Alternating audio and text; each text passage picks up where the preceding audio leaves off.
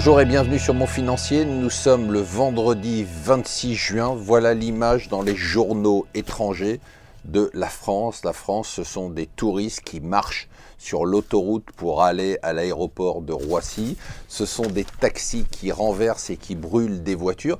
Mais visiblement, ça marche. En France, c'est ce qu'on appelle la prime à la casse. C'est-à-dire que si vous cassez, si vous protestez, si vous bloquez, si vous empêchez les gens de travailler, vous obtenez satisfaction puisque le gouvernement a décidé ce matin de rendre illégal. Alors le gouvernement n'a pas compris que ce n'était pas la justice, c'est à la justice de décider ce qui est illégal ou pas, de rendre illégal, c'est ce qu'a dit François Hollande, Uber Pop. Voilà, donc c'est assez simple.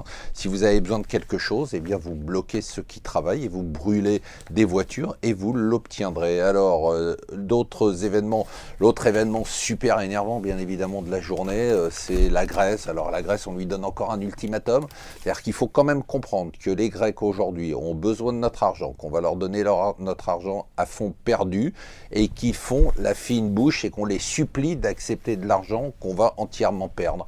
Voilà, alors l'ultimatum, le énième, c'est pour samedi. Enfin bon, tout ça devient pathétique. Alors ce qui est pathétique aussi aujourd'hui, c'est vraiment une journée de colère, c'est l'absentéisme dans les collectivités locales qui explose. Pour 100 employés, il y a 54 arrêts de travail. Le nombre, 30% du personnel prend des jours d'absentéisme depuis la suppression du jour de carence qui a été décidé par ce gouvernement. C'est vraiment du grand n'importe quoi. La seule bonne nouvelle de la journée, c'est que les Français investissent toujours dans l'assurance vie, mais investissent dans la part à risque de l'assurance vie pour avoir des meilleurs rendements.